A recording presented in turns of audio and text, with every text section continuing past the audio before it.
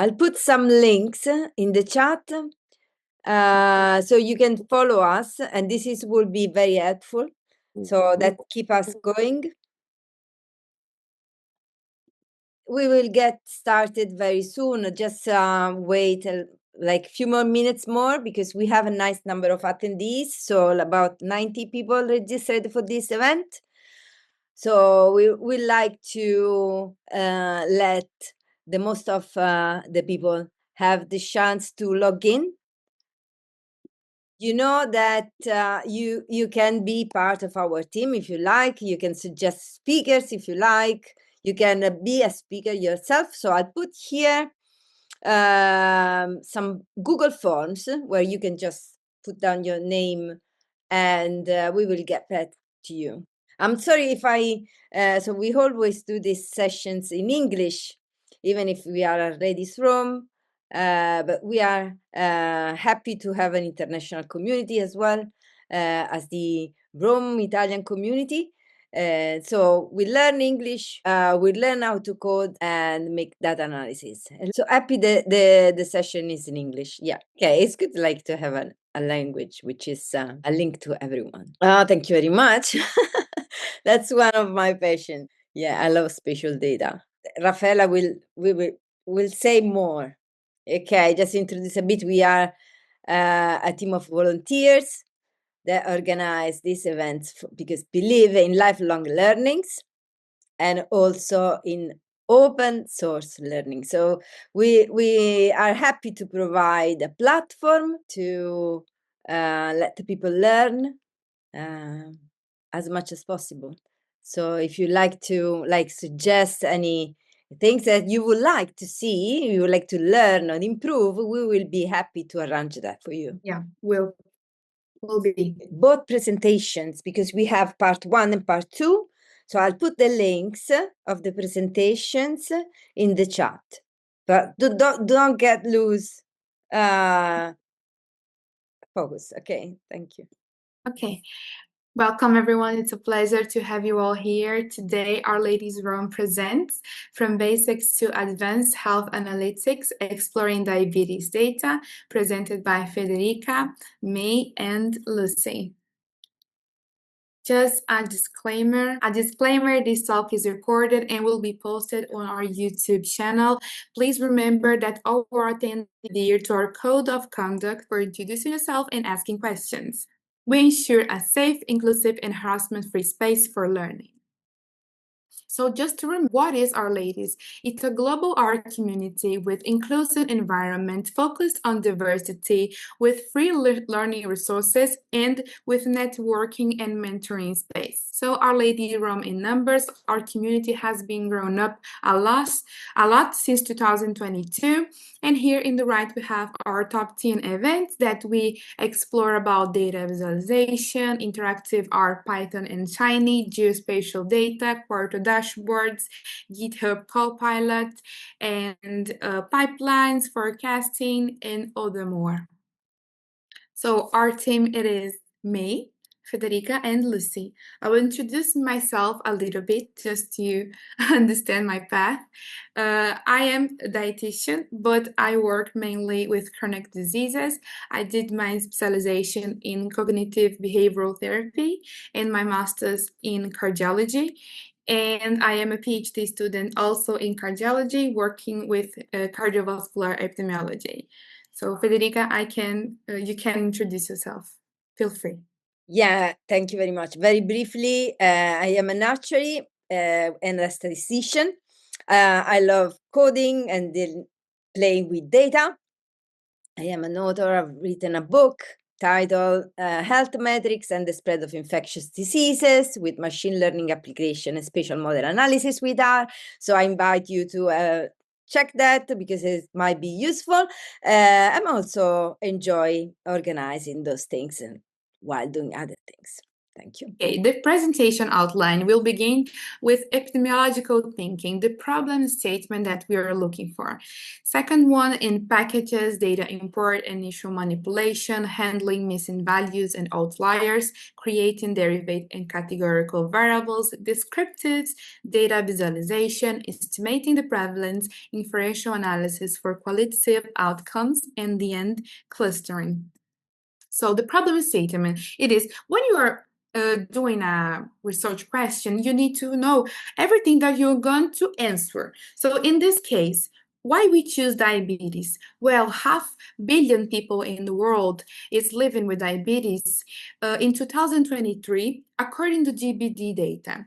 You know, of course, it's a major global public policy associated with the increasing morbidity, mortality, and healthcare costs and loss of longevity. To identify and quantify the risk factors, how to guide prevention strategies and public health policies. And right now, understanding this prevalence changes over time, supports monitoring, surveillance, and evaluation of interventions that the government do or the private system as well. So the packages that we are going to use today, it is visualize, organize, and clean, and for clustering. So write your code, executes our commands, display output, warnings, and error messages. We have environment, shows all the objects currently loaded in memory. We have our files, plots that are going to show, packages that I already have, and you can also help a viewer in all the presentations. Oopsie.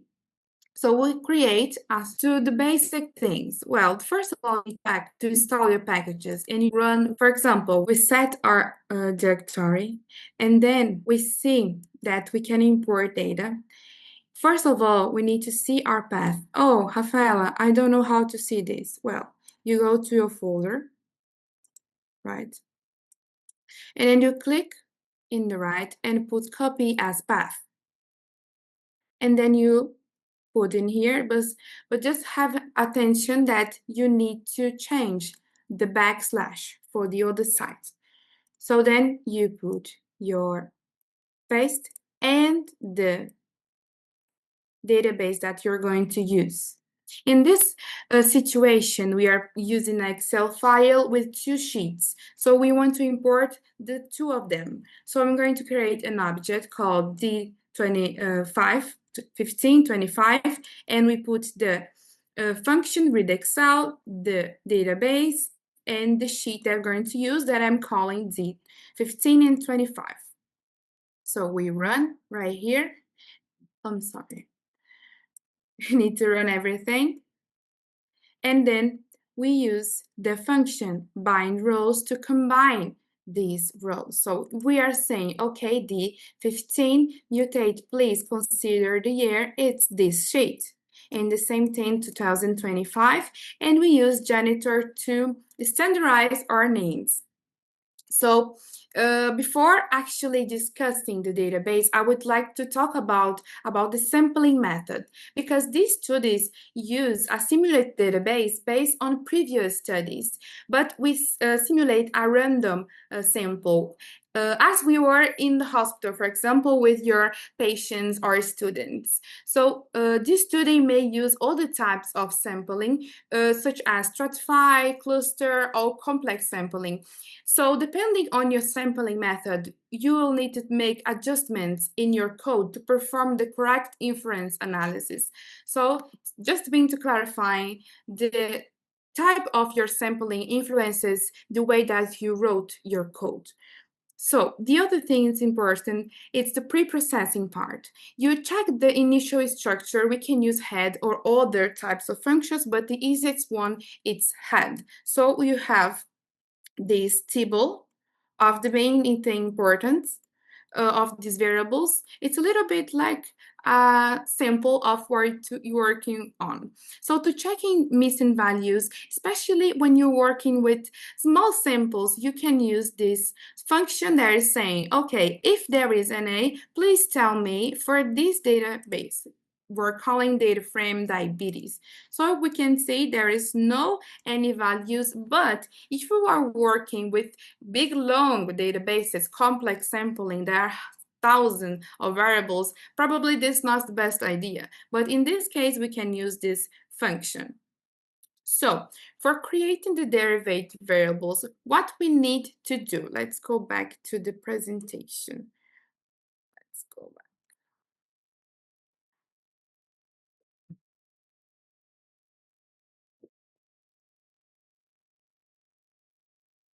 One thing important that I need to mention, when you are working with all the researchers and all the institutions, you must have a data dictionary, which is basically all the researchers need to know the structure of your database. So can be with a lot of types of variables, but I am showing an example that needs to have the variable AED, the description of the variable or the research question, the categories of this variable, and the type. For example, here we are using age, and it's in numbers, so it's fine. But you can use other types for categorize the age groups. Here we have cat, can be with continuous variable, but in this case, we are using ordinal variables already categorized. And one of the most important part, it is the variables for diabetes. We are going to create a composed diabetes. So one variable, it is the glycate hemoglobin, that it's a continuous variables. The other variable, it is diabetes self-reported, the classical diabetes question. There is the self-reported medical diagnosis of diabetes, which is a binary variable. And the gestational diabetes, there is the self-reported medical diagnosis of gestational diabetes, also binary. It's important to perform our analysis to know all of this.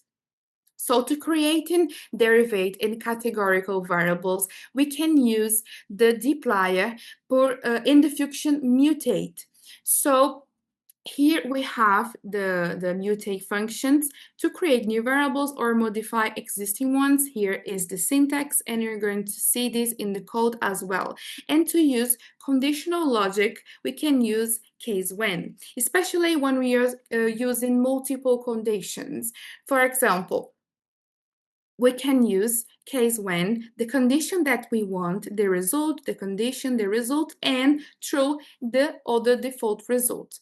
So let's see this in the code where we are creating the variable for the hemoglobin glycate.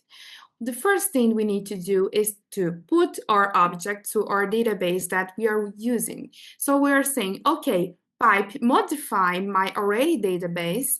We use the function mutate, and what mutate is saying, I want to create a new variable called diabetes lab bin, and I'm saying case when, please, if I have NA in this variable that I said before that is continuous, please call NA.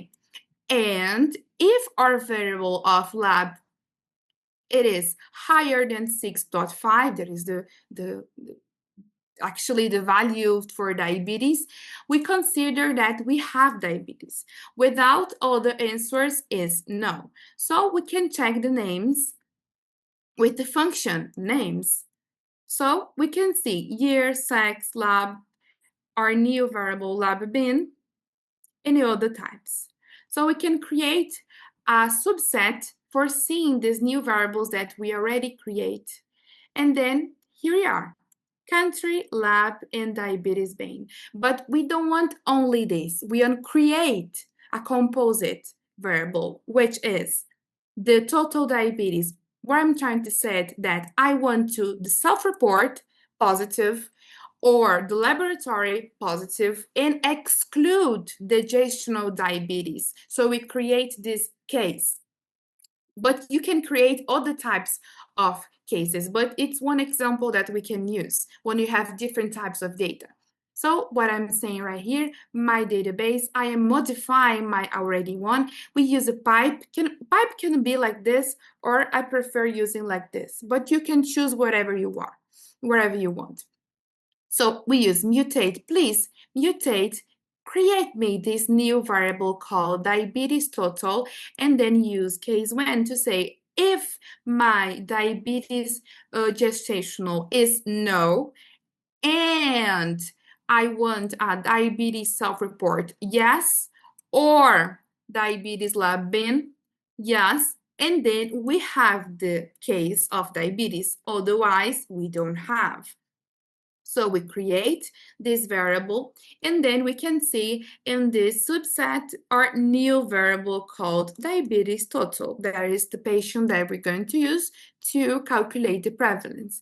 The age groups, the same thing. We are altering the database that we are working on. Mutate, please create this variable called age group in case when, okay, if my age is less than 50, we create the data group 40 for 49. If our age it is less than 60, please create the code 50 to 59. Otherwise, the rest is 60 plus.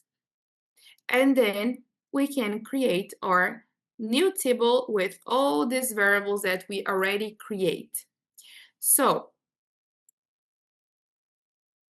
to summarize statistics, you can use a lot of types of functions, but in R, there are already ones with we can use. For measures of central tendency, we can use median, mean, mode, and for measures of dispersion, we can use standard deviation as the variance for var, range for minimum and maximum values, EQR, interquantile range, quantiles, and for frequency and distribution, we can use summary, table, and prop table. It's the best of the best functions that we can use for this. So in summary statistics, we can use summary, as we said before. It's like a lot of information that you can use: minimum, first quintile, median, mean, third quintile, and maximum. And you can do this for continuous variables. But we can do much more than that. We can use the library cross table and create a frequency table, very beautiful one. So how cross table works? You need to put your data frame, and I want to say, okay, data frame, please split by year, and I want the columns going to need these variables. It's not all of them, it's just some of them. So I will show you the difference. When we just put in this cross table, here is our table. Well, it's a good table, but we can do much better. Then we use pipe and this part as facts table. And then we can have this beautiful table. Beautiful table. It's way more prettier. So it's split by year in all the variables, in frequencies, and in the percentage. We can do all the types of tables using the function table that is already in R. So we create this new object called table diabetes year. We put the data frame, dollar, the variable that we want, and a comma, the variable that we want. So we create a contingency table. And then we have, it's cute, it's okay. And then Federica will say a lot about data visualization that we can do to analyze the situations. Thank you very much. Okay, so what we are going to see now, it's a bit how to visualize all the things that we have seen it. Okay, so basically what we did it here is to have some summary statistics, and we have like visualized a bit of the data. Okay, so let's have a quick look again at this data. Obviously, when I load the data, this is just an R script. Okay, so when I load the data, I can see them in my environment. Okay, so this is diabetes, and it is here. I can see that if I go on this part of the environment and I see the table here, if I click on there, I have the entire table here. Okay, so this is a nice table, but we can visualize because the part of the exploratory data analysis is fairly important.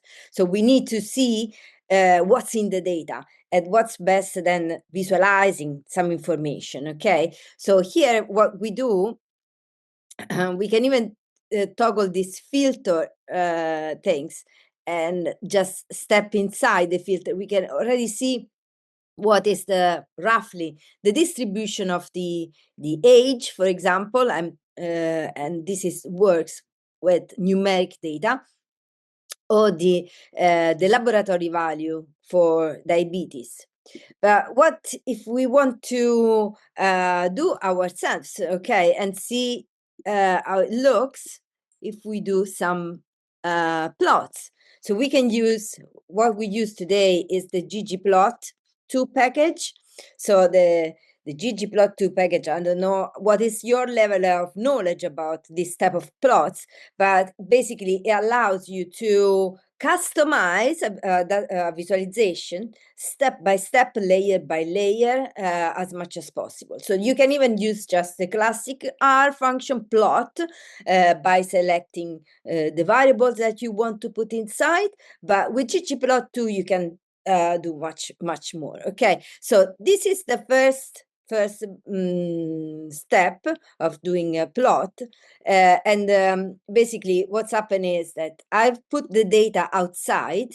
Another option is to put the data inside. So if I don't use this, I will put the data inside and have the data here. Okay, so the data can go outside or inside. It works beautifully as well. So then what we use is setting up the aesthetics. That means mapping the visualization. So we set what are the x-axis, the y-axis, and etc. So this is depend obviously by the type of plot that we like to visualize. So the first one, to visualize the age distribution by year, we like to set up an histogram.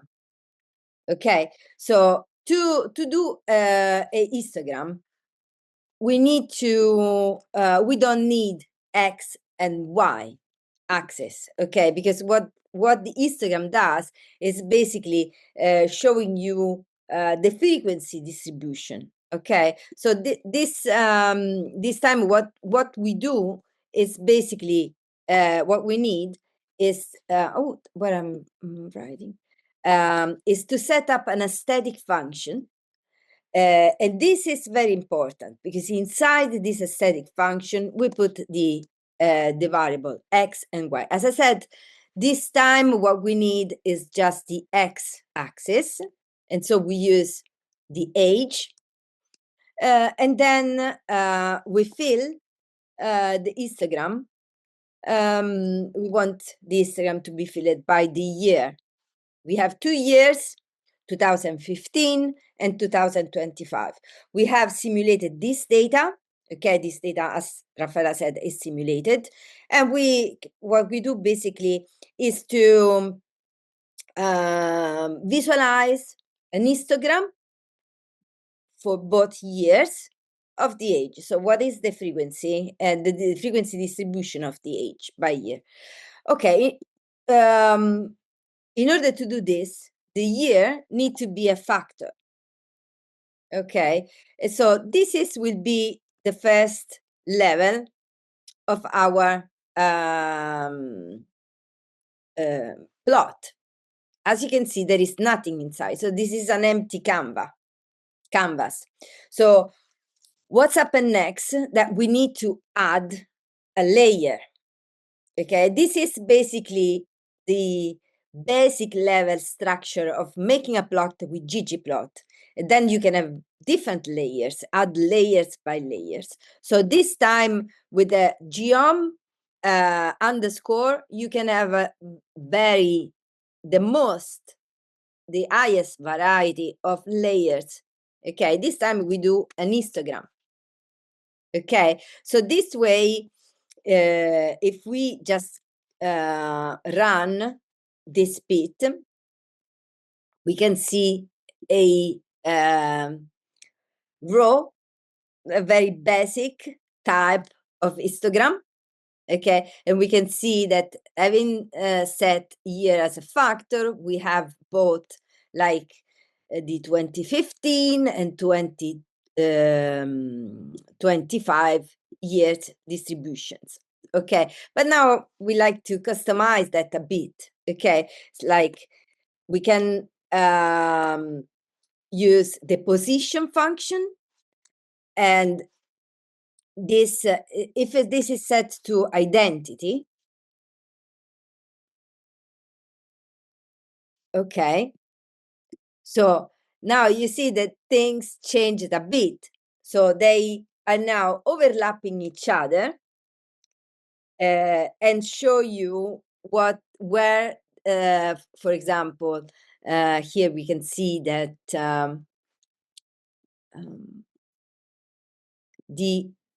oopsie, I can do like zoom. Let me know if you can see, Rafaela, when I do zoom. Can you see the plot outside of No. the window? No, okay, because I should share that. That's okay. So here we can see basically the 2015 here can be seen and the 2025 not. So this is on the x-axis we have the age. So this is the age distribution of the 2 years. So we can actually clearly see the difference. Obviously, this can change if we change the type of position. If we put dodge, we can see that the bars are one side by side to each other. And so we can see clearly each one. But for now, so we like to keep the identity. So if you're interested, obviously play with this and you find more. Then something else that we can specify is the like a bit of transparency with the alpha function. Maybe it's better if I put this. If I do the like 0.5, it allows me to have a bit of transparency, and so I can see underneath what is the 2015 was compared to the 2025. One more customization that I can do is the bean. I can do the bean size, the beans to be 30, and this is what we already got. But if I go lower, like 20, I have a more like compact view. I can actually see more what is the distribution trend. So this is one type of plot. Then we go forward, and then we see finally, so we can add titles, captions, and many things. But for now, let's go a bit forward, and then we add the final customization on the last one, because I like to show you this one. Let's start with the same thing.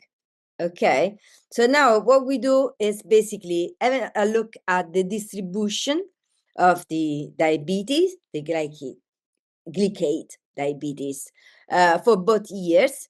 But now, when we specify the aesthetics, what we do is basically put it on the x-axis, the laboratory, the lab glycate values, and as well, we fill the color just exactly as the same as before, to be factor year. Okay, these examples, these two examples, are very instructive, because these are two cases where we don't use both axes, but we use the frequency, so the count, so we don't need to specify.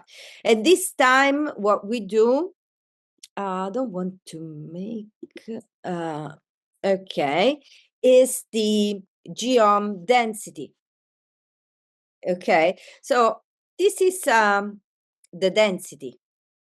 Okay, so we now have a rough, very basic plot of the density of both years, so 2015 and 2025.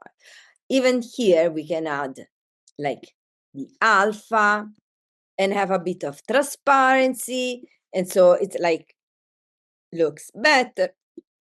What we do is like, if we do like line width, for example, and do like 0.2, we might be able to do a thinner line, contour line, and those things.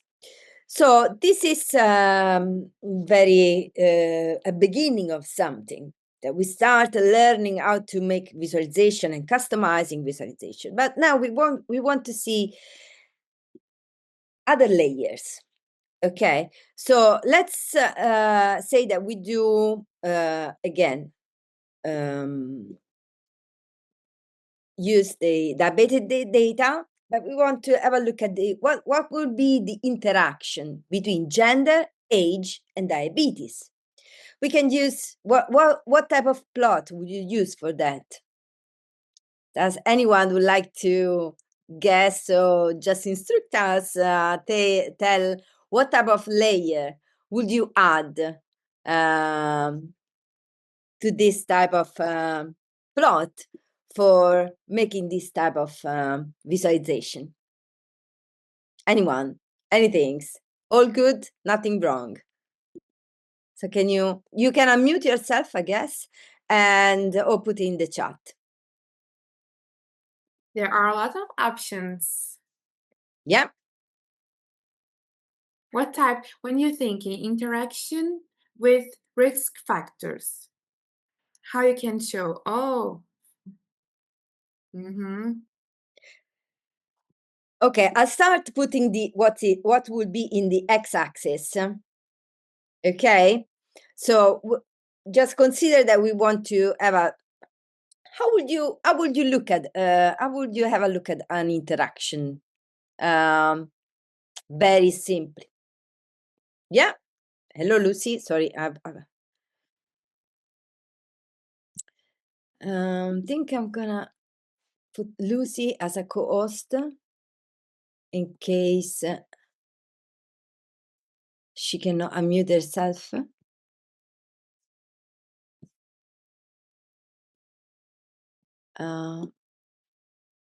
Okay. Yeah. So, yes. What type of layer should we add here? They said facet can be used by color, scatter plot, box plot. Okay.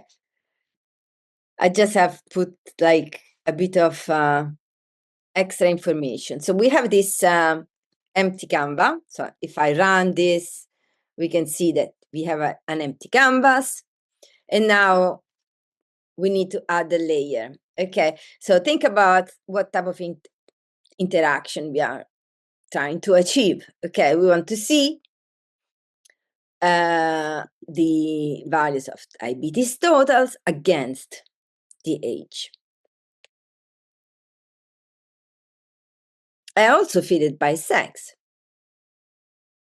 So should we use, what type of geom should we use?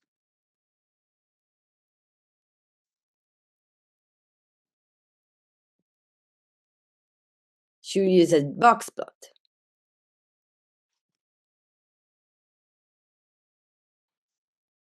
You can use a box plot. And this is it's to zoom. You need to zoom. Sorry? No, yeah, we can see now.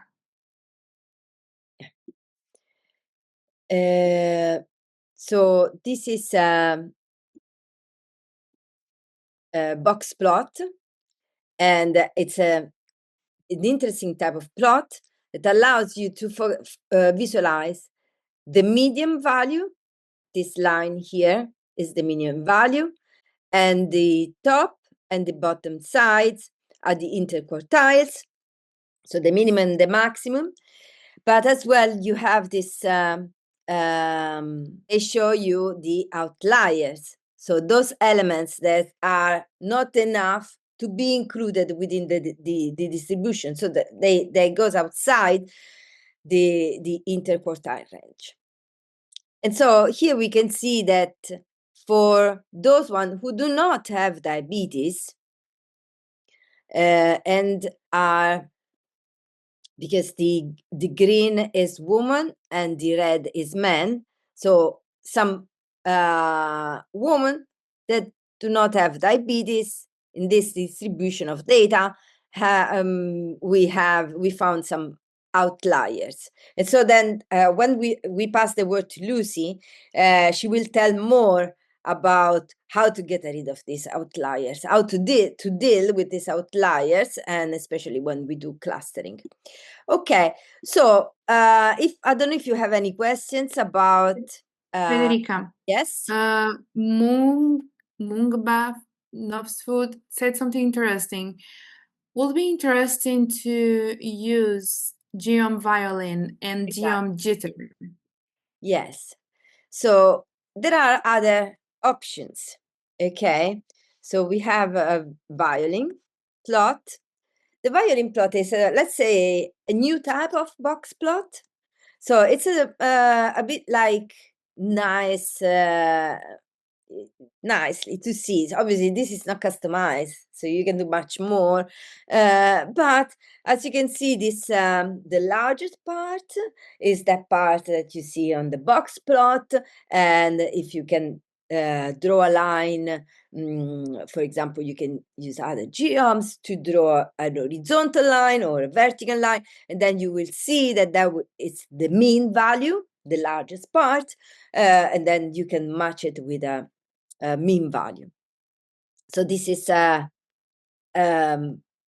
different version of a box plot. And then there are others, but for now, we don't have so much time to, we will go, if you are interested in this type of sessions, what we foresee for the future is having other sessions as this with different health data possibly. And so for now, we just have a kickstart. Federica. Yes. Federica. Again, it's an option. I don't know if you can do this right now. He suggests to use geom violin plus geom box plot plus geom jitter. Oh, yes. Yes, we can do that. Geom jitter is basically a layer such as if you use geom point. Okay, so you're doing a scatter plot. But the jitter, it's a set of points that are randomized, so they're not fixed on the points that so the x and the y axis that you provide, but they are slightly jittered, so move it on a side, and those are randomly jittered, so you cannot, if you do not, they are hardly replicable unless you identify this that level. So we can use the jitter, and as you can see, this is what's happened. So we can customize them a bit with size of the jitter. I like sometimes to use this one. So this is not a number, but it's just a dot. Okay, so if we do that, we can see now that the dots, oopsie.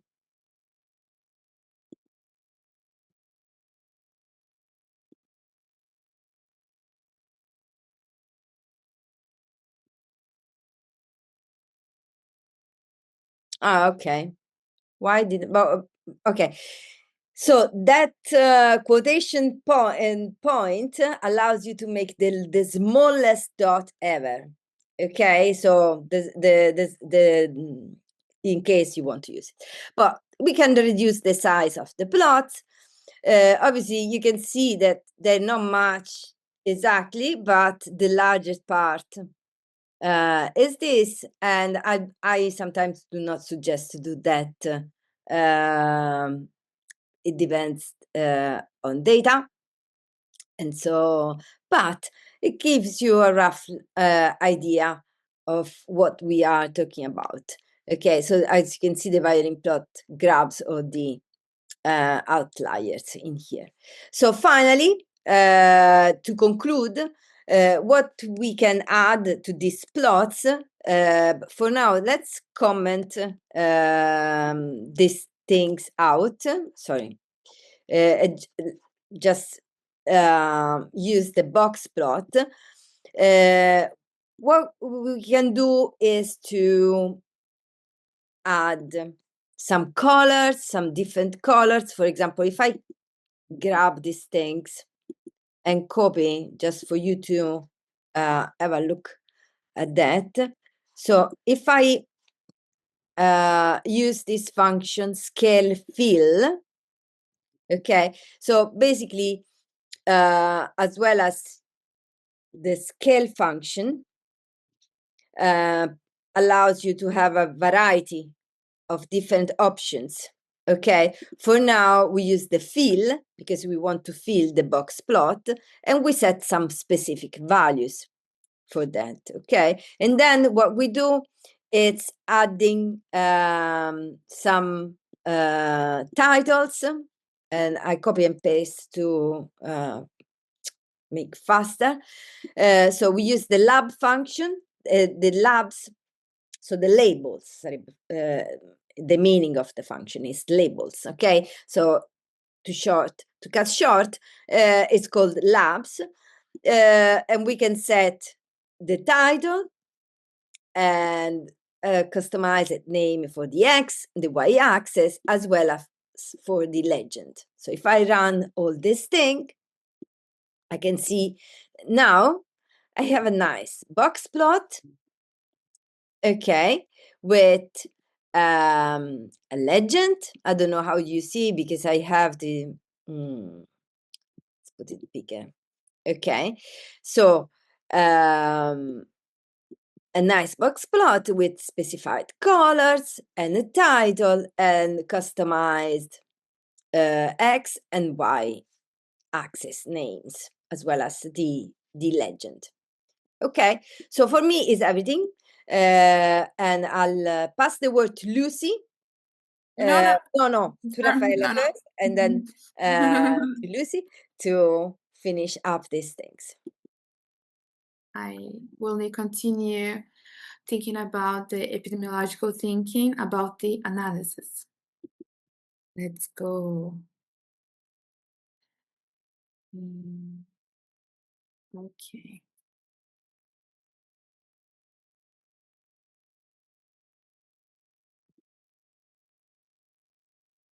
So what we've been doing, it is for understanding how is the database, to see the variables, create new variables, clean and organize. Then here we saw a little bit of summary statistics and data visualization to see how the data works.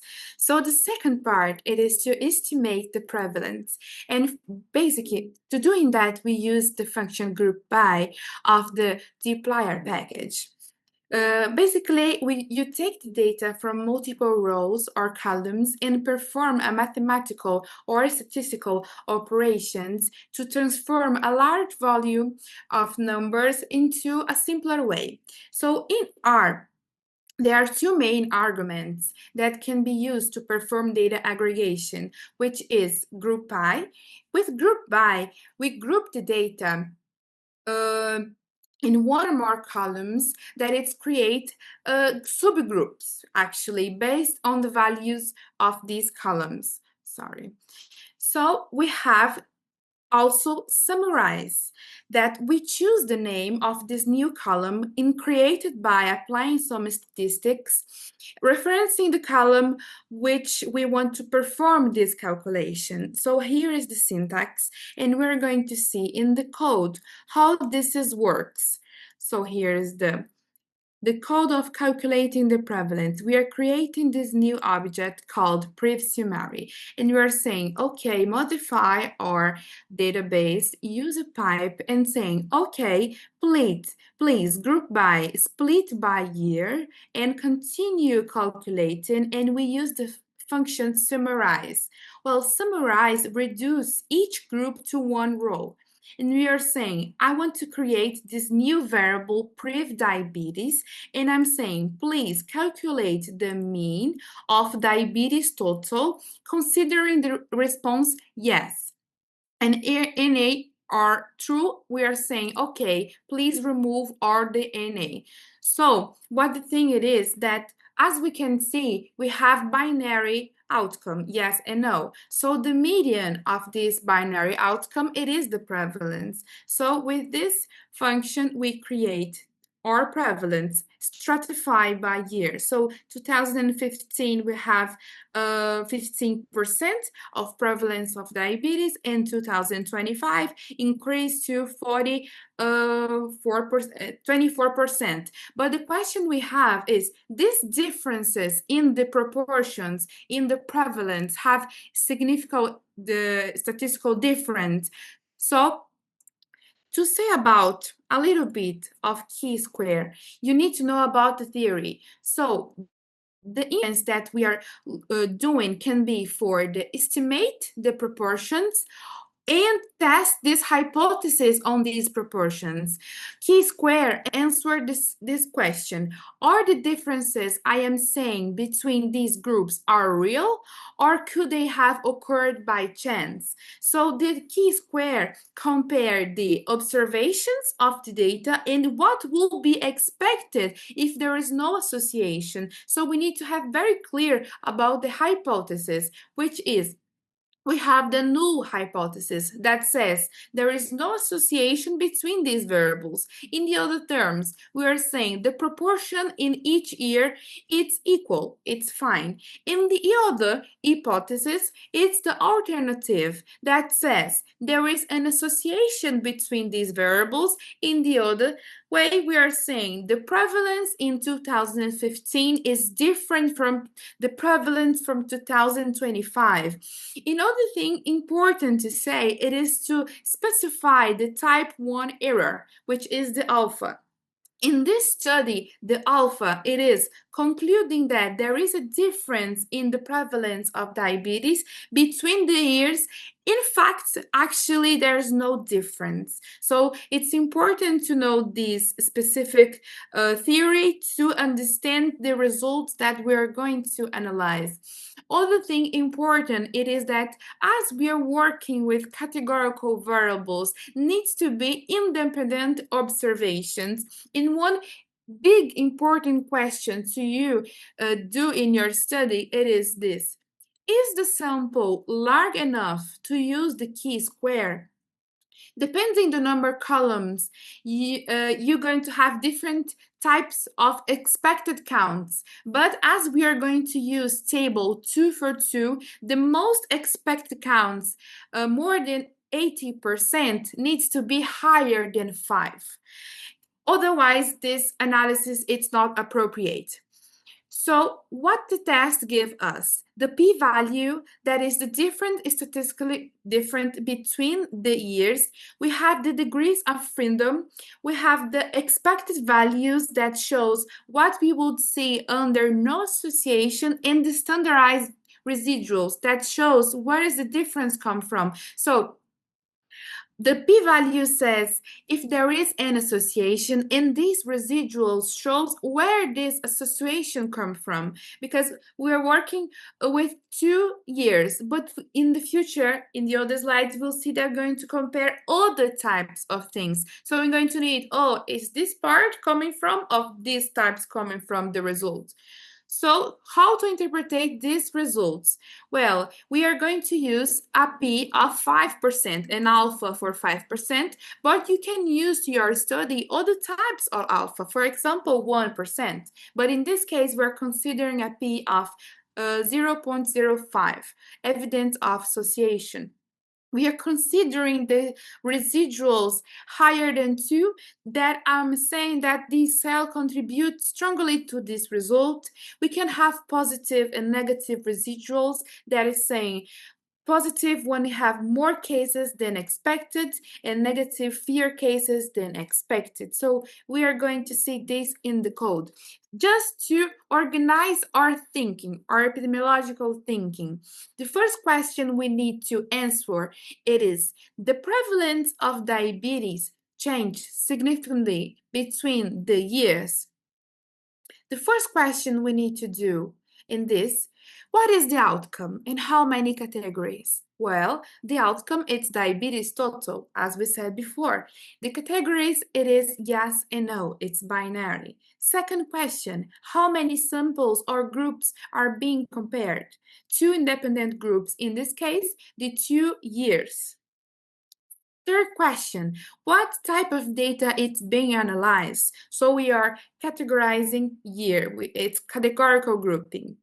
And so the chosen task for this is chi-square of association. So let's see this in R.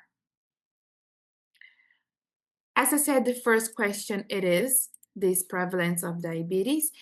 First of all, we need to do the contingency tables, the 2 for 2 tables. And for this, we can use the functional table, and then we put our database, dollar the variable, a comma, and the database and the other variable. It's very easier to do this table, and we create a new object called table year.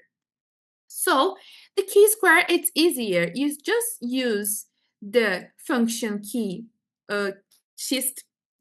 test, I don't know how you speak this, and put the variable that we already created with our table. And we are looking for our variable key year. And then for seeing our results of chi-square, it's Pearson with correction of Yates. The result of the chi-square is this. The degrees of freedom is 1, and we have our p-value of 0.01.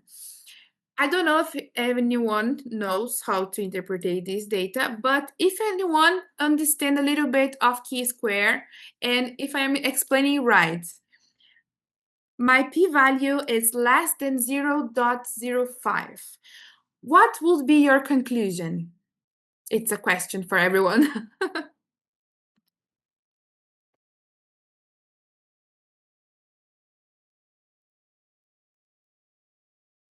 You can guess.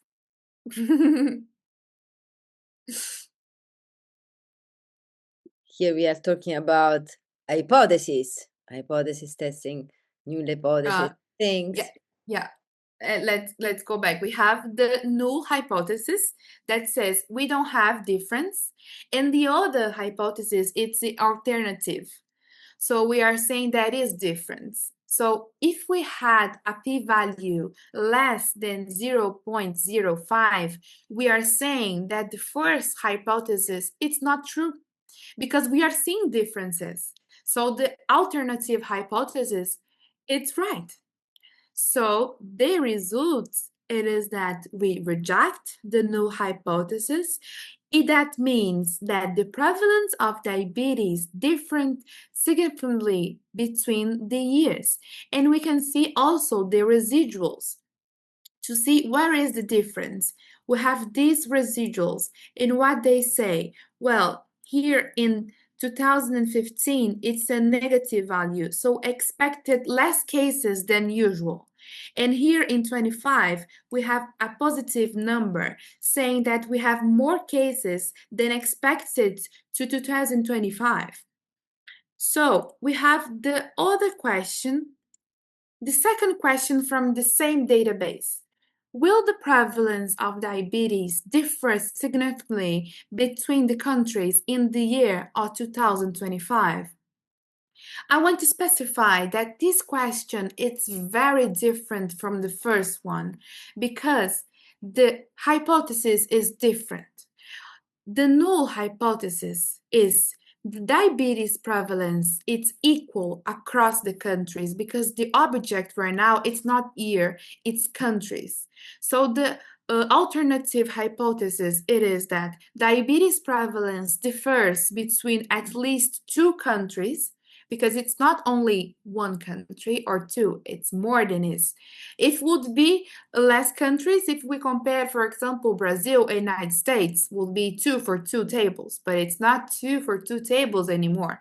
So one important thing is to say that in code, we will use the chi-square test for the same, independent from the question. But when you are going to analyze your results in terms of epidemiological thinking, it depends on whether we compare time, place, both the number of columns and things that we are going to analyze.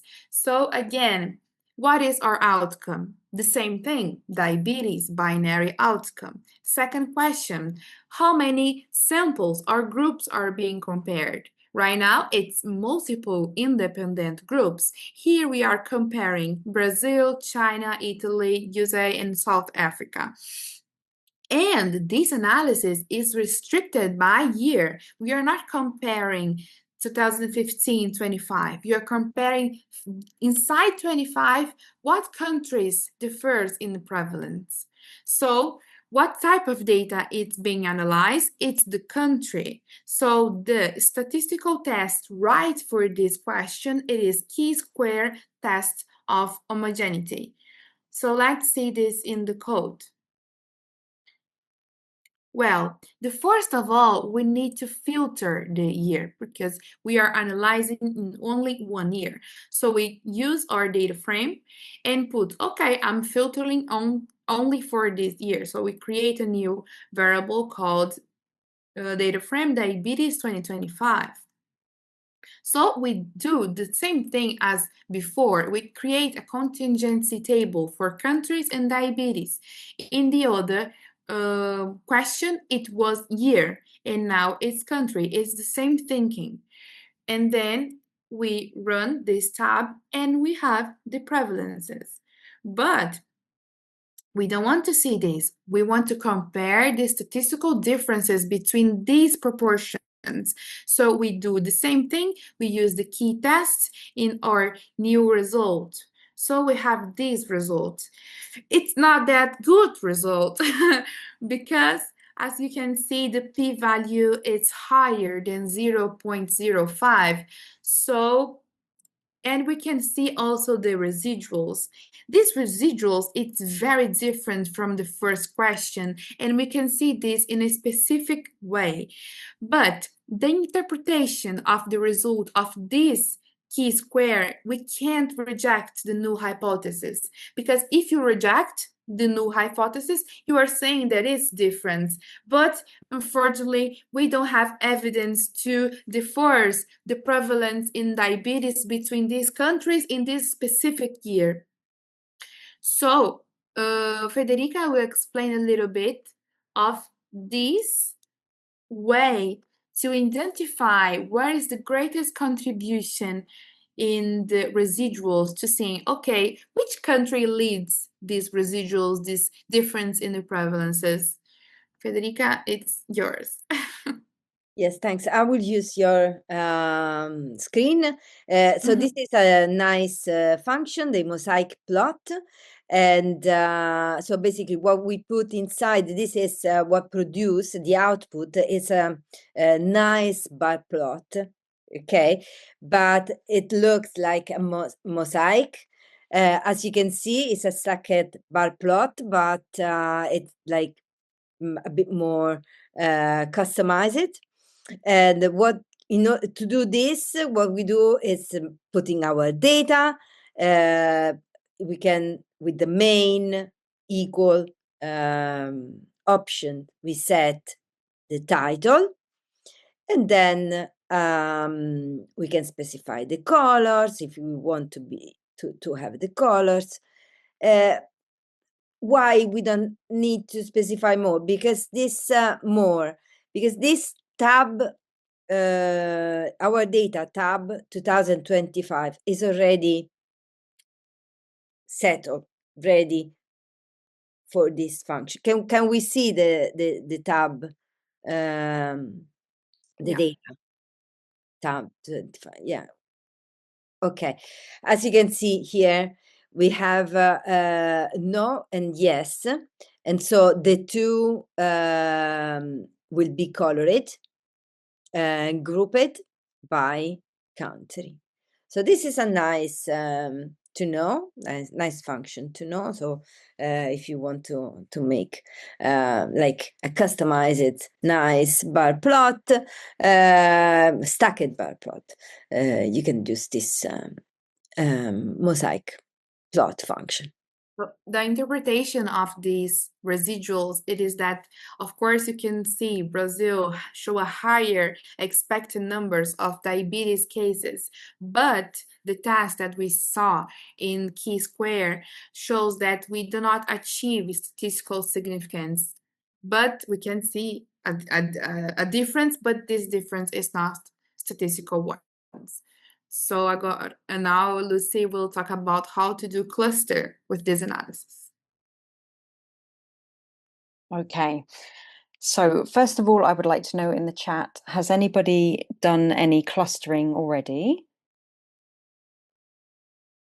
Yes, we've got some yeses, got some nos. Okay. Right. So I will begin by sharing this with you. Let's just go back a bit. Okay. So looking at trying to cluster this data. So what we are trying to do here is try and find some natural groupings in the data. And this picture that you can see here is just an image. It's not this diabetes data, but it would just be showing 3 variables and showing the data points distributed in space and then kind of separated by clusters. So you can see these kind of separate clouds. You can see sometimes it looks quite a mess and there's a bit of overlap. That's very normal to happen in clustering. But what we are trying to do is identify some kind of distinct profile so that perhaps in this case, maybe we're the UN or something and we want to distribute funds to different countries or different groups of people. And we might be trying to profile all of the people in our data set so that we can decide, okay, this is a high risk group, this one is not so much at risk, and these ones we kind of relax a bit more, rather than just distributing our funds in an even way over everybody that's there. So the kind of clustering I would like to show you today is K-prototypes, because this is a kind of clustering that uses mixed data, meaning that we can stick anything into it. That is, we can stick numerical data and we can stick categorical data into it.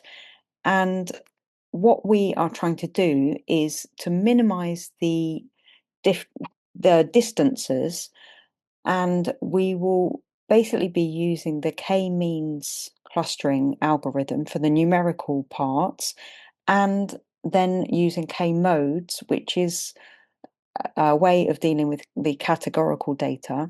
And then we have this weighting parameter lambda, which kind of balances the two.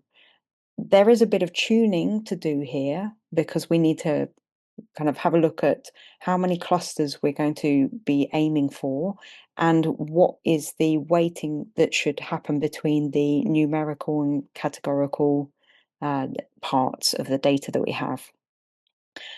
Now, the kind of inventor of this is Huang, and you have this link. If you click on that link, then you can find the original paper from 1998, where this was introduced.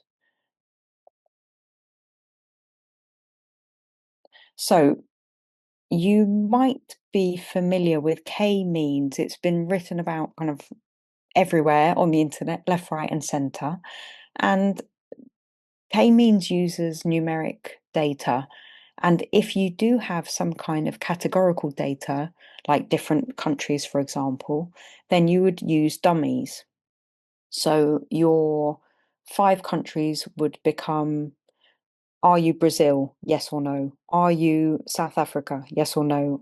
Are you America? Yes or no? And so on. So basically, that means that your dimensionality explodes.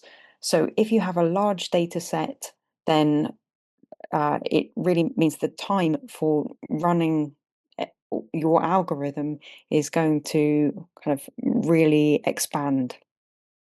The other thing about dummies is they kind of distort the distances because you're essentially saying, like, Brazil is here and America is here. So there's kind of a distance of the square root of 2 between them. I mean, it doesn't really make sense. K-means can be a bit more stable, but we can kind of try and balance that with this tuning of lambda. I hope that this will become a bit clearer when I show you the code. Now, there is some very, very specific data preparation that needs to happen here. We need to prepare our numerical data in one way and our categorical data in another way, but it's kind of a similar thing. So for every numerical feature that we have, we need to make sure that the type is numerical. We have to watch out for numericals that are actually categorical. So for, like, in this case, the year would be a categorical because we've got two categories, the 2015 and the 2025. So actually that would be a categorical if we're going to stick it in. All of our categorical data needs to be unordered factors, and we'll have a look in a moment at how to change that data type. So if I take you back to R. Okay, so here I've done all of the data analysis that Rafaela and Federica have shown you. So I would begin by looking at the data. So this DF diabetes 2025. So I'm just taking those 250 observations that are there. Okay, so as you can see, we've got num CHR, num CHR. So we've got some character things and some numerical things. So we need to kind of decide what we are going to look at. Now, one thing that that Rafaela did is she took the original ages and grouped them. So it would make sense to use those group categories rather than using the ages themselves. So I won't include the ages. And basically here, I'm trying to put in kind of the minimum number of features to get the clustering try and get the clusters to start forming. And then later on, I will put in extra features and see if it makes it better. You can try the other way around and put everything in and then try taking out the mess, but it won't work quite as well. So here I define my numerical features. I've got my categorical features, and then here I'm making a data set called cluster data 2025, which is basically all of the above. As we said, I need to change everything for numericals, make sure they are numerical. Now here I haven't included the year because everything is 2025, so that would just add a load of noise to my model. And here I'm making everything in my categorical list factors. And so now if I have a look at this structure, I've only got these 6 features. And you can see each of the factors, kind of how many levels they have. So if you can imagine, if I had done dummies there, I would have a lot more columns because I'd have, whatever, 3 plus 3 plus 5 plus, all of that. Okay. The next thing that I need to do. Sorry, I'm just looking at the chat. Anything? Oops. Okay. So the next thing that I need to do is now that I've done this first stage, changing the types, I then need to look for correlations, because if I have, for example, two numerical features that are very highly correlated and I put them both into my clustering model, it's like I'm kind of double counting the influence of that thing. And then the same thing with two categorical features that have a very high association. And so I need to check for these two.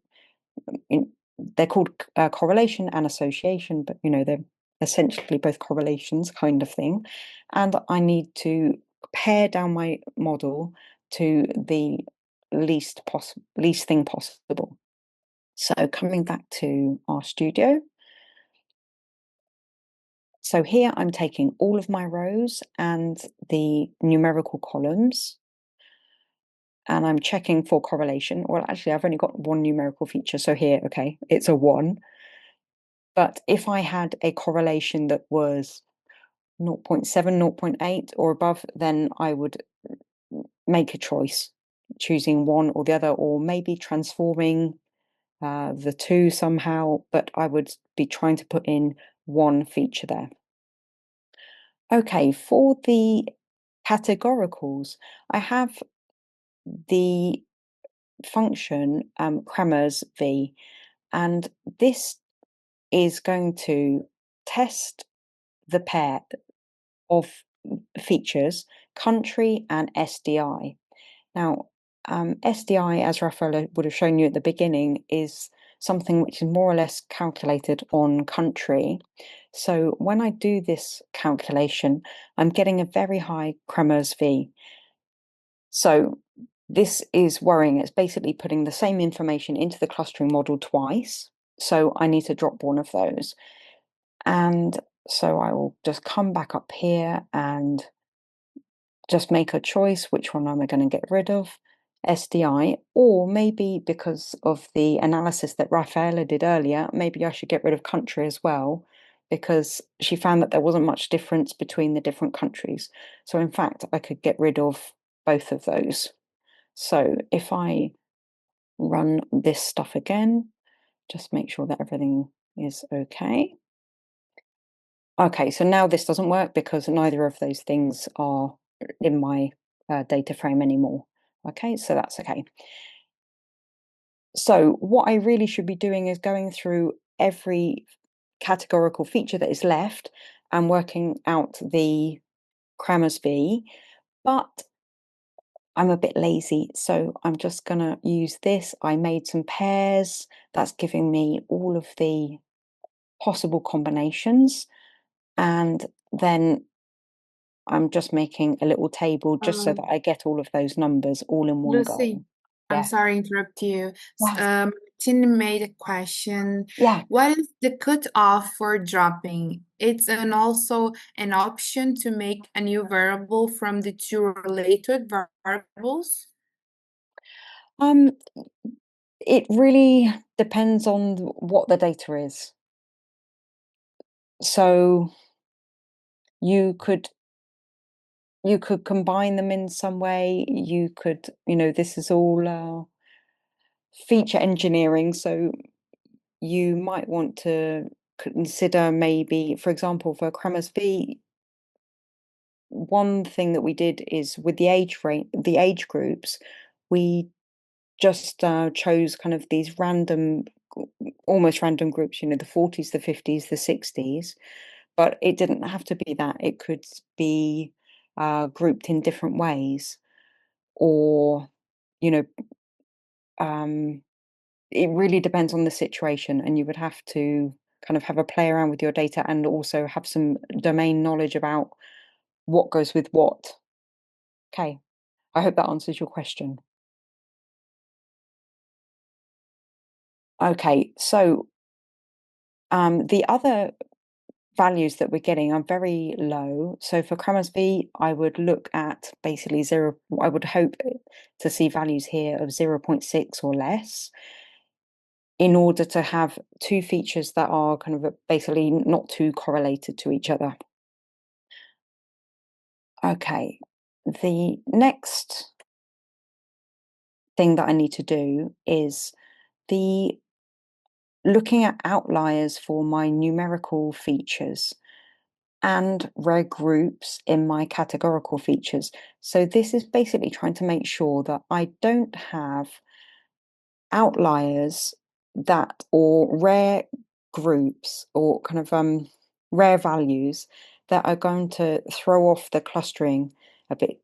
I'll show you with the, oops, coming back to R.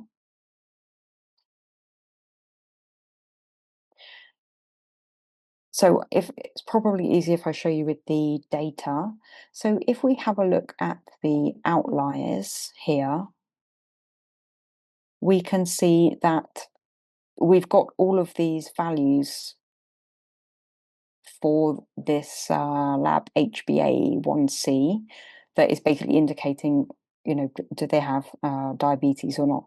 I think we said that 6.5 and above was diabetes. So because k-means depends on distances, when you have the kind of these outliers, it's really going to create some large distances that don't tell you anything extra, because once you're above 6.5, you've got diabetes. So these outliers are going to kind of mess up your clustering a little bit. If we just check looking at using the summary and just picking kind of what's really going on, we can see that that maximum value is 8.9. So that's this, the furthest one away is there. But what we can do though, because you know, you could just delete all of those outliers, but then you've lost a load of data. So the alternative is to Winsorize, and that is to get all of these data points that are over kind of beyond that last whisker, and we can stick them onto the whisker. Or if you have some domain knowledge, you might have a specific place where you want to put them. You might choose the, you know, 90th percentile or 95th percentile or whatever. So we can do that by working out what is Q1. So what is this value here, there, and we've got 5.4. Working out Q3, that's 6.3, that's this one here. The interquartile range will be the difference between the two. So that is that distance there, and therefore we can calculate what number this is, the upper whisker, which is going to be the Q3 plus 1.5 times the interquartile range. Okay, and so now we have this value, 7.65, and so now we know this value here. So we're going to recognize that whether you've got 8% or 9% here, it really doesn't make much difference. It's all bad. We're going to stick all of those values here onto that upper whisker.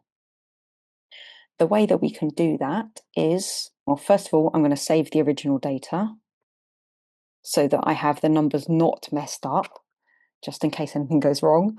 Then I'm going to use the pmin function, and pmin chooses the minimum out of these two things. So it's going to look through every single value in my data set, and for each one, it's going to compare, is that value lower than this or not? If it's higher, it's going to stick it to, it's going to pick this 7.65.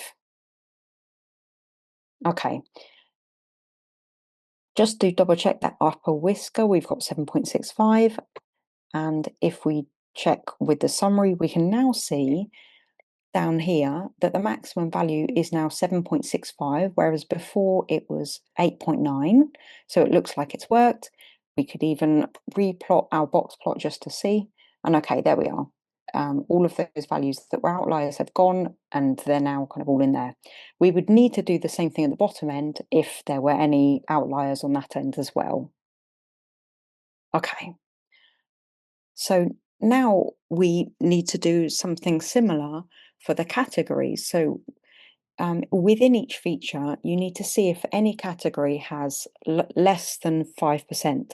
Now, I've looked for research about this, you know, is 5% an official rule? No, it's kind of a rule of thumb that is often used.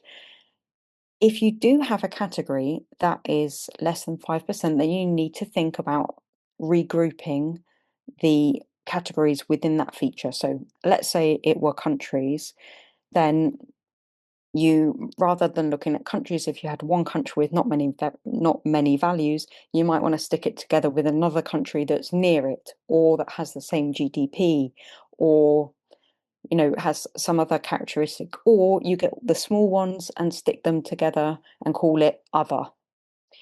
Okay, let's have a look at what the number of rows, that's 250. And so 5% of 250 is 12.5. So basically, in all of our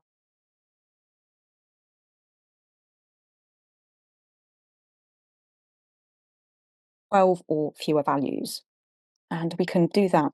In Python, you would just do value counts, but here we can use this, the table in the list apply. Okay. However, it is a bit boring to have to look through every single one and kind of have eagle eyes and try and spot if there's a 12 or less. So an alternative would be do the same thing, but use proportions instead, so that then you're looking, is there anything less than 5%? No. Or if you want to be really lazy, you can just turn this into like basically a true or false thing. Is there anything that is less than 5%? No, no, no. Okay, so now I know that I don't need to actually alter any of my categorical features. Okay, so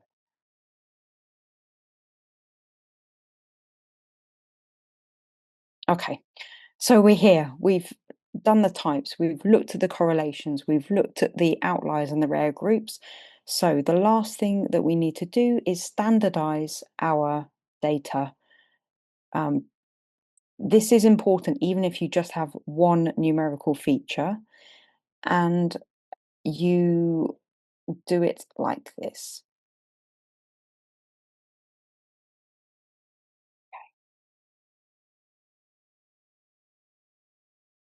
Okay, so first of all, we are going to look at what is the range of the numerical features. I've only got one, but if you had many, they would all come out.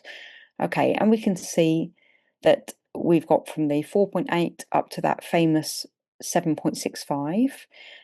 Now we want to rescale that so that the mean is 0 and the standard deviation is 1. And we can do that using this scale function.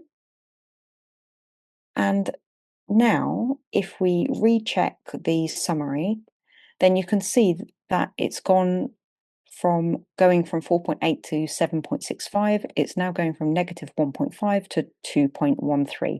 And we can look at our box plot. That kind of looks okay now. So the 0 value is now here. And we can kind of see that big stretching up to the upper whisker. And we can see that happening here because we've got kind of a bigger number there than down there. So it kind of looks like it's done that correctly. Okay. Okay, right. What next? So the next thing that we do is to look at how many clusters to try. And basically, if you had a huge data set, you would take a sample of your data set and you would get it just with the sample to do the K prototypes algorithm and try it with a certain number of clusters, 2, 3, 4, 5, however many you think it might be. Here I'm doing this set seed, and because the beginning of the k-means algorithm, it picks some points and then it measures all the distances compared to those points, but they're random points. So if I pop in set seed and then any number you like, then it means that I will always get the same answer to this. So it will kind of stop doing those random starts and it will just do kind of the same thing every time I make this run. just so that this is reproducible, and then you can check in, see if you get the same answers as me. Okay, so the costs are going to be calculated, and I'll show you what I mean by this here. So we said before that we're trying to minimize all the distances kind of within clusters, and so we are seeing what happens when you have two clusters, 3, 4, 5, 6, and so on. And we use this elbow method, and the elbow method is basically the lower cost, the better, because it means that those distances are essentially shorter. We are therefore going to see, right, from 2 to 3 clusters, it gets better. From 3 to 4, it's got not kind of as better as it did from 2 to 3, but it's still got there's still been a significant improvement. Down to 5 again, another significant improvement. But as we go from 5 to 6, you can kind of see this little elbow here. It's not that pronounced, but from 5 to 6, there's hardly any improvement at all, because that function that we're trying to minimize got a bit lower, but not much. So rather than kind of carrying on and letting the calculation time go crazy, we're going to stick to k is 5.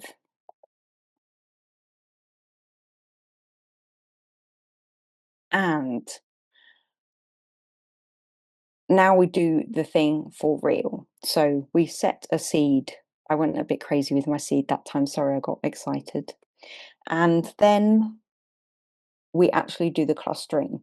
Okay, so the clustering is taking all of the rows, it's taking those numerical features that I picked out and my categorical features that I picked out. You can stick them into this algorithm in any order, it doesn't matter.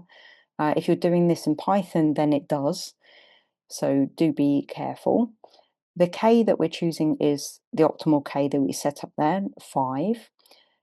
It's going to do 25 different random starts, and it's going to give us the best result out of those. Verbose just means do you want to tell me what I'm doing while I'm doing it, and we don't. Okay. So this new KP model thing has appeared up here, and it's a list of 11, and it's got loads and loads and loads of really complicated looking things in it. So one thing that you can see is it's got the data. So there you can see that there's the data that we put in. We can see the lab HB blah blah blah, that's scaled. We've got all those factors that we popped in. So let's have a look at some of the things that have appeared up here. The most important one is cluster, and here we've got 250 numbers that will go from 1 to 5, and this is telling you which cluster each data point belongs to. So here we've got the first data point has now been assigned to the 5th cluster, the second data point to the 3rd, the third data point to the oh my god, this is tongue tying, to the 3rd, to the 1st, to the 5th, and so on. Okay, so what I'm going to do here is put those cluster numbers into the data frame that had my data in it. So now when I look at my cluster data, as well as the stuff, the information that I put in, I've now got the cluster assignments as well. So that then I can check kind of what got grouped together. So let's see what else this KP model does. So what else kind of came out of doing the K prototypes? If we look at the size, I'll just move up. That gives me the relative sizes of each of the clusters. So we can see we've got, actually I'll look over here, here we are. We've got 48, 50, 58, 42, 52. So they're fairly well balanced. And when you do this kind of clustering, you might even have a ratio of, even 1 to 8 is kind of okay. When you get to 1 to 9, 1 to 10 between the different clusters, then it's probably a bit worrying, and you should perhaps do some adjusting of your model, because it means you've got a teeny tiny cluster compared to the others, or maybe there's a huge cluster, and where the algorithm has just put kind of everything else. So the kind of ratios we're looking for here are about up to 1 to 8. So here they're super balanced, so it's looking good. Lambda was that kind of weighting parameter. Here it actually just calculates it by doing the standard deviation of the numerical features divided by the number of numerical features.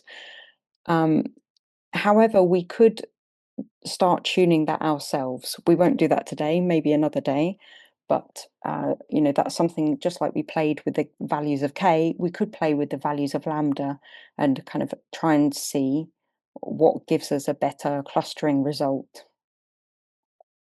Another thing that this calculates for us is the within SS, so the within sum of squares. So here we have, for each cluster here, 72, 58, 94, 110, 85. We've got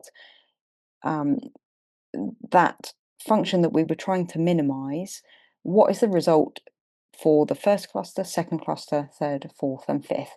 So which cluster is the most compact? I can't actually see the chat, unfortunately.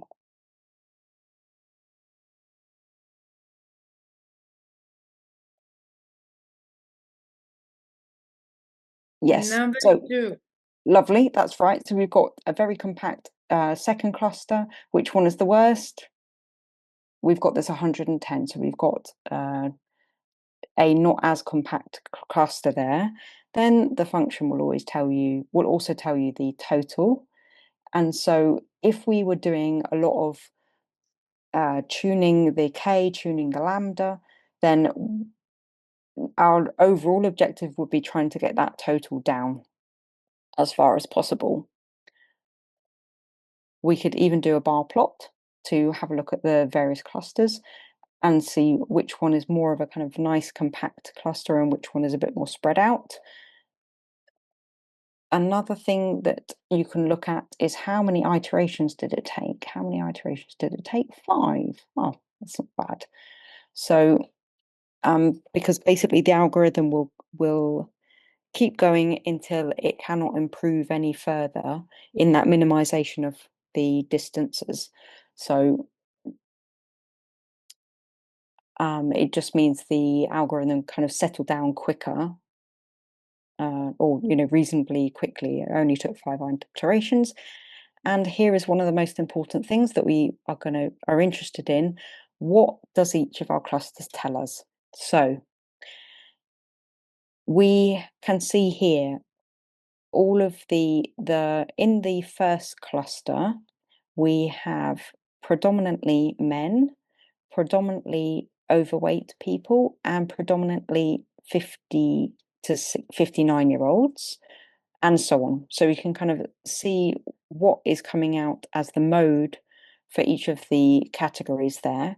Here we've got our scaled data, though, so that's kind of a bit annoying.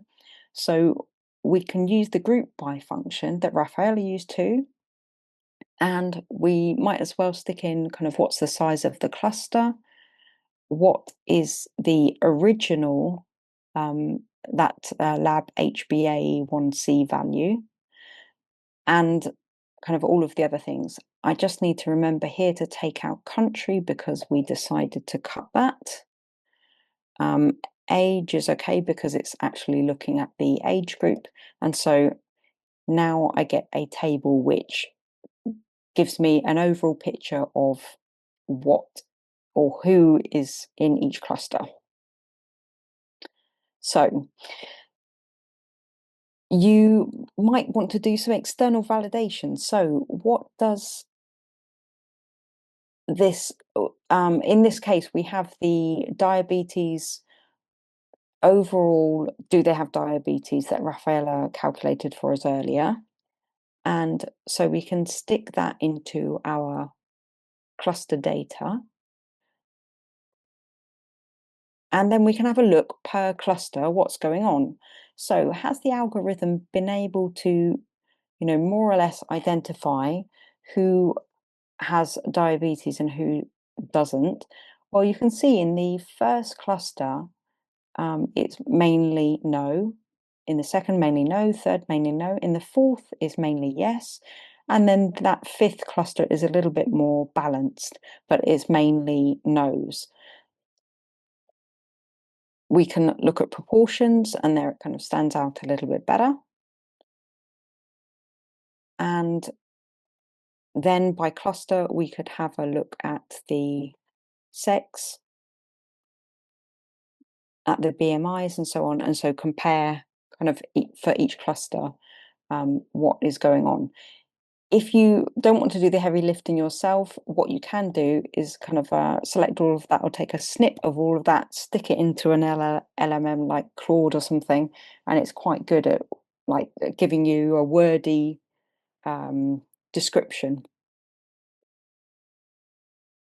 Okay, now I'm just going to skip some of this code, but you're welcome to look at it afterwards. The main thing of, the main measure of calculating whether your silhouettes, whether your clusters are kind of quite good quality, that is like, are they quite separated from each other, or is it just kind of a big mess altogether?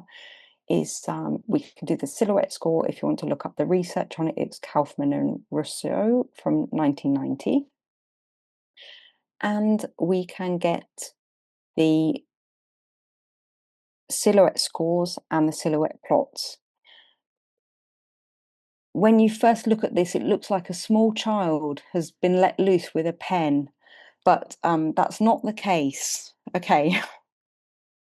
If your clusters are well separated, then what you will see is nothing on the left-hand side, so nothing negative, and you'll see only positive values. What you're hoping for is each of these, represent a cluster, and you're hoping that all of your clusters are going to end up with quite good scores. What is a good score? Well, a good score is basically from 0.5 and above. So here, what have we got? 0.21, which is not great. However, looking at the, could the algorithm detect kind of risky diabetes patients and non-risky diabetes patients? Yes, it could. So, something is going right with the clustering, even though these scores do not look good. These would be categorized officially as poor. So, but, this is not the only metric that we would use. If you see any values over here on the left-hand side, these negative values, what it means is there are some points in that cluster that are actually nearer to the centers of other clusters than its own cluster. So you're hoping that that is not going to happen. Here, I'm calculating what is the silhouette score for each individual cluster. So you can see it kind of from the picture. This fourth cluster has got a load of negative silhouette score. So it's looking like that fourth cluster doesn't know what it's doing very well. It's got this terrible negative score there. And in fact, some of the clusters are, kind of, well, they've gone over 0.25, so that's something. But something else that you would do to kind of analyze, has this worked very well or not, is you could look doing box plots, or doing these, other kind of visualizations. If I just quickly run these, you could look at what are the values of each feature within each cluster. So here we can see that, yes, it could definitely detect kind of high-risk people and lower-risk people. What's going on with age? What's going on with sex? And what's going on with BMI? I won't do the country one because we deleted the countries. And so that just gives you kind of more information about what is going on with each cluster and gives you a way of talking about the, who's ended up in there.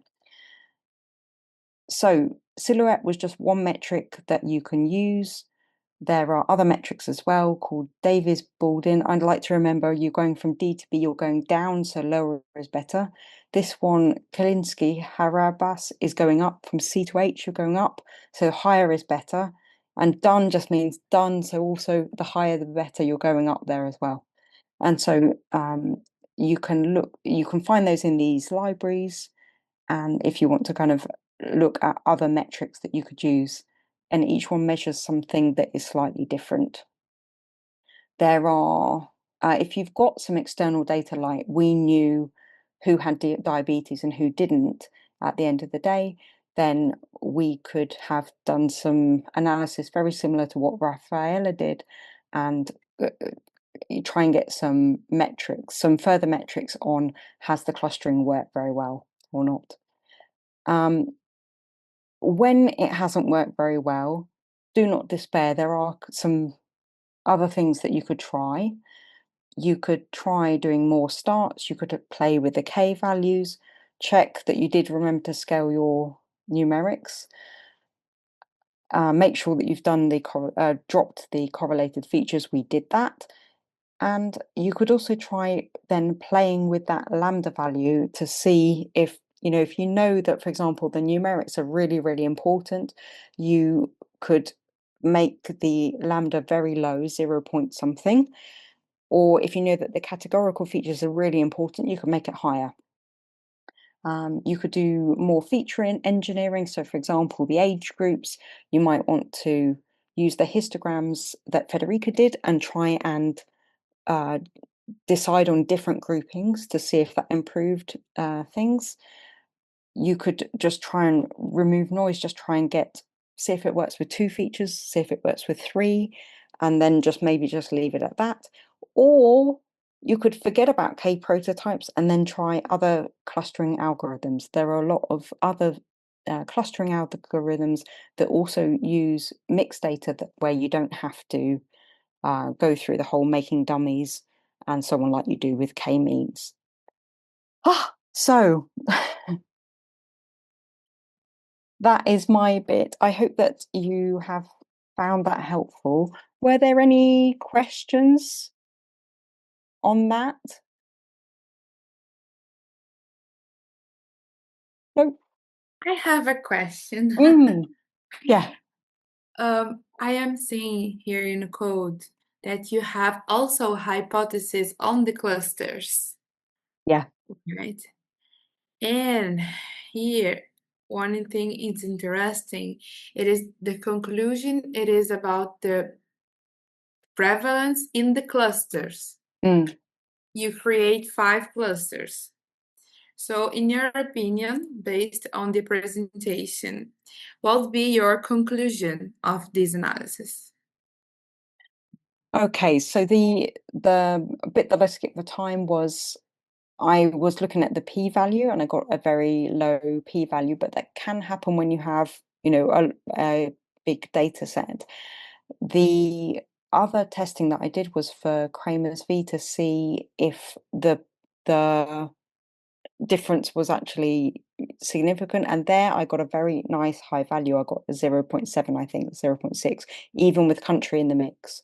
So that does tell me that the clustering is doing something important, or the clustering is working, even though the silhouette values make it look like, oh my god, what was the point of that? So it's a bit of a, I'm starting to understand why people call data science an art and not maths. Perfect. Thank you.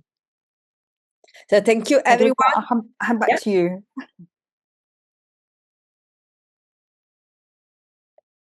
Sorry, I interrupt you.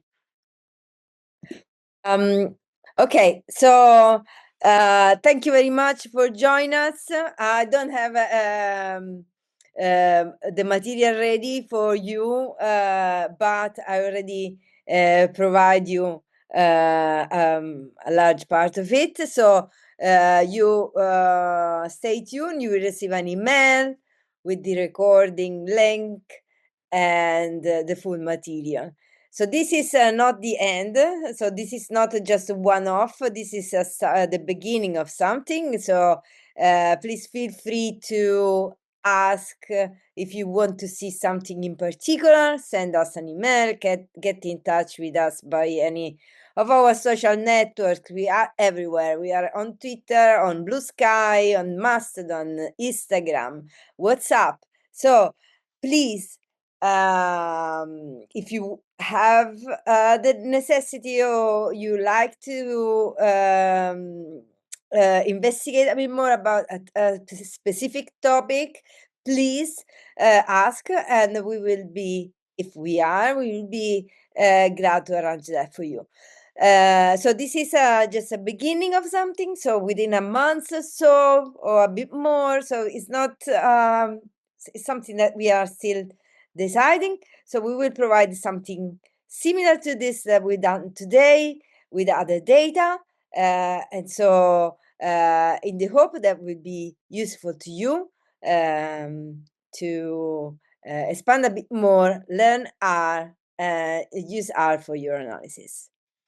We are sponsored by the R Consortium. Our team is entirely a team of volunteers. So any likes, any follow-up, any things, it would be very helpful and it will keep us going. Thank you very much. Looking forward to see you soon. Thank you, everybody. Merry Have Christmas. a lovely break. Thank you.